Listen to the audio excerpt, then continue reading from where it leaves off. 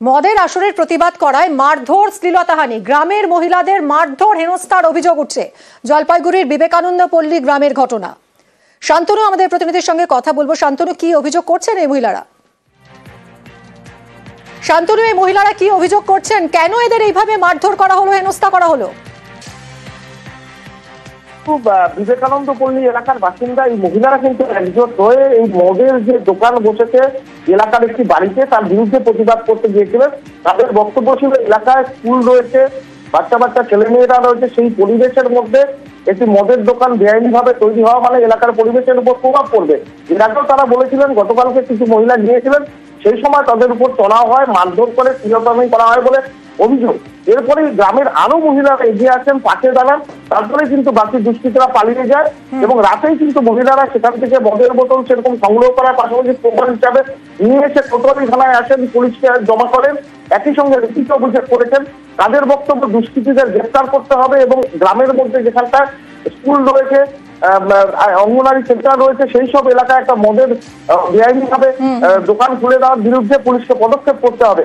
Police বলেছে ইতিমধ্যে ঘটনা তদন্ত শুরু হয়েছে, যারা এই ঘটনা ঘটিয়েছে তারা পলাতক, তাদের বিরুদ্ধে অভিযোগ দায়ের হবে, কিন্তু পুলিশ তাদের কাছে তল্লাশি শুরু করেছে এবং গ্রামের মহিলারা পুলিশকে একটাই সল্টলেকের ডাকাতি, সল্টলেকে জিসি ব্লকের ডাকাতি, অফিসের তালা ভেঙে ঢোকে 4 দুষ্কৃতী, প্রায় 1.5 কোটি টাকা লুট করে চম্পট। সরাসরি চলে যাব, আমাদের প্রতিনিধি রয়েছেন সুদীপ্ত। সুদীপ্ত, কখন ঘটলো এই ডাকাতির ঘটনা? যারা যারা এর সঙ্গে যুক্ত তাদেরকে চিহ্নিত করা গেছে?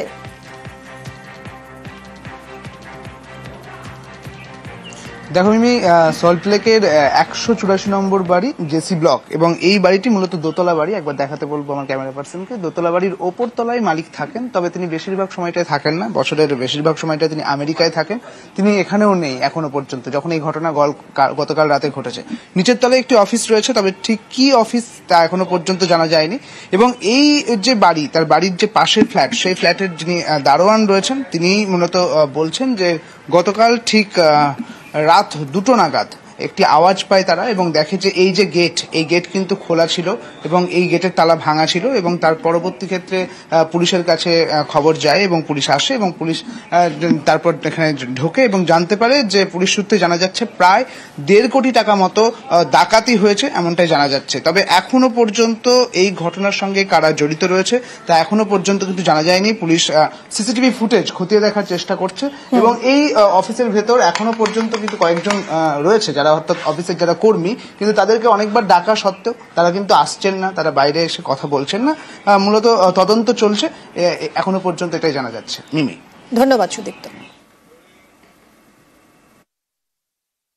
আমরা জাস্ট আওয়াজ পেয়েছি আমাদের গাড়িটা, তখন আমরা বেরিয়েছি, আমি কিছু দেখিনি। ওদের আমাদের পাঁচিলে দেখছি ওদের গেটটা শুধু খোলা ছিল। আর আমাদের একজন এখানে দাদা থাকেন, ওই পাশে গিয়ে ওদেরকে বাইরে গিয়ে ওদের গেটের দারোয়ানকে ডেকে দিচ্ছে। বাস ওরা এসে, পুলিশের এসে ওই ধরেছে, আর কিছু না। 7-8 মাসে নতুন অফিস খুলেছে। উপরে মাসিমা আমেরিকা 6 মাস অন্তত থাকে, আবার চলে আসে। না, ওরা নেই। পিডব্লিউডির থেকে লিজ নেওয়া জমি, আর সেখানেই চাষবাস করে হাওড়ার জগৎবল্লভপুরের ঘোড়া পরিবার। সেই জমি দখলের চেষ্টার অভিযোগ, বাধা দিলে বাড়িতে চড়াও, ভাঙচুর, হুমকি, মারধর। রেহাই পায়নি বিশেষভাবে সক্ষম তরুণীও। অভিযুক্তরা পলাতক।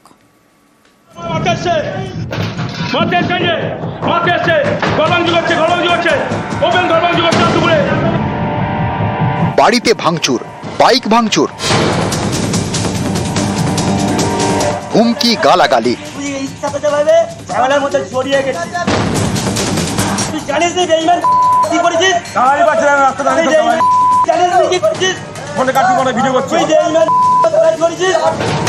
হাওড়া জগৎবল্লভপুরের ইছাপুর ঘোড়াপাড়ায় ব্যাপক উত্তেজনা। জমি দখলের চেষ্টার প্রতিবাদ করায় স্থানীয় রবিন ঘোড়ার বাড়িতে মঙ্গলবার তাণ্ডব চালানো হয়।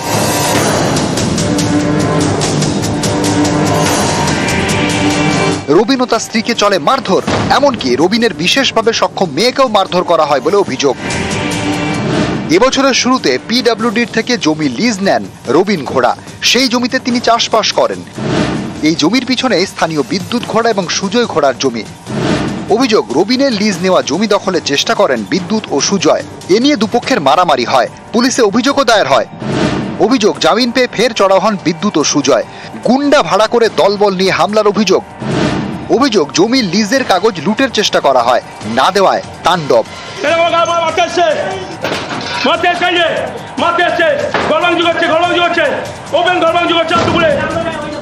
রাত্রি 12টার পর দলবল বেঁধে আমার বাড়ির উপরে অত্যাচার করেছে, লুটপাট করতে এসেছিল, আমাদের এই মারধর করেছে, আমার মেয়েকে মেরেছে, আমার স্ত্রীকে মেরেছে, আমার দাদাকে মেরেছে, ওই ওয়াকিং অর্ডারের কাগজপত্রগুলো লুট করে নিয়ে যাবার জন্য। জুনামনেরও এসেছিল, পাশের সব গুন্ডাদের ভাড়া করে নিয়ে এসেছিল।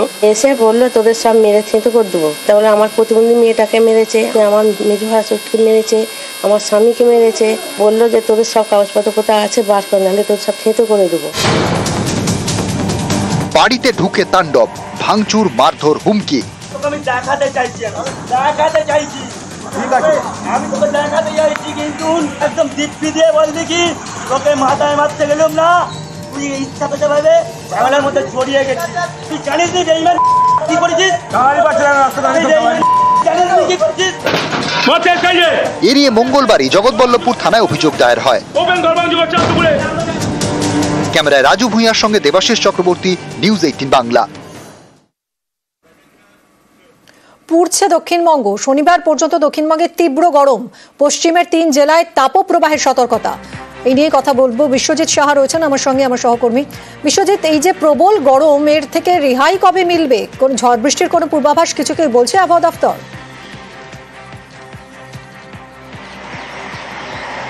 ঝড় বৃষ্টি সপ্তাহান্তে আবার ফিরতে পারে, তবে তার আগে যেরকম তুমি বললে মিমি, যে পুড়ছে দক্ষিণবঙ্গ, একেবারেই দাবদাহ বাড়বে।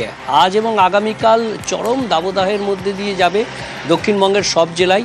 কলকাতা সহ দক্ষিণবঙ্গের সব জেলাতেই গরম এবং অস্বস্তি বাড়বে। শনিবার পর্যন্ত এই দাবদাহ চলবে, তবে সবথেকে বেশি কষ্টদায়ক অর্থাৎ তাপপ্রবাহের সতর্কবার্তা জারি করা হয়েছে ইতিমধ্যেই পশ্চিম বর্ধমান, বাঁকুড়া এবং বীরভূম, এই 3 জেলার জন্য। তবে পুরুলিয়া, পশ্চিম মেদিনীপুর, ঝাড়গ্রাম সহ পশ্চিমের বাকি জেলাতেও তাপপ্রবাহের মতো পরিস্থিতি তৈরি হবে। ইতিমধ্যেই 40 ডিগ্রি তো পেরিয়ে গেছেই তাপমাত্রা বেশ কিছু জেলাতে, পশ্চিমের জেলাগুলিতে মূলত। এমনকি সিভিয়ার হিটওয়েভ গতকাল ছিল মেদিনীপুরের কিছু অংশে। অর্থাৎ শুধু তাপপ্রবাহ নয়, চরম তাপপ্রবাহের পরিস্থিতির মধ্যে দিয়ে যাচ্ছে বেশ কিছু জেলা দক্ষিণবঙ্গে। ইতিমধ্যে উত্তরবঙ্গের মালদাতেও 40 ডিগ্রি পেরিয়ে গেছে পারদ, অর্থাৎ মালদাতেও তাপপ্রবাহের মতো পরিস্থিতি। উত্তর দিনাজপুর, দক্ষিণ দিনাজপুরের কিছু অংশেও এই গরম ও অস্বস্তিকর আবহাওয়া থাকবে। তবে ওপরের দিকের জেলাতে বিক্ষিপ্তভাবে হালকা বৃষ্টি চলতে পারে। উত্তরবঙ্গে বৃষ্টিটা বাড়বে শুক্রবার, অর্থাৎ আগামী কাল থেকে কিছু বাড়তে পারে। শনিবার, রবিবার উত্তরবঙ্গের সব জেলাতেই বৃষ্টির সম্ভাবনা। আর দক্ষিণবঙ্গের ক্ষেত্রে স্বস্তি, রবিবার থেকে মঙ্গলবারের মধ্যে ঝড় বৃষ্টির সম্ভাবনা থাকছে। ধন্যবাদ বিশ্বজিৎ।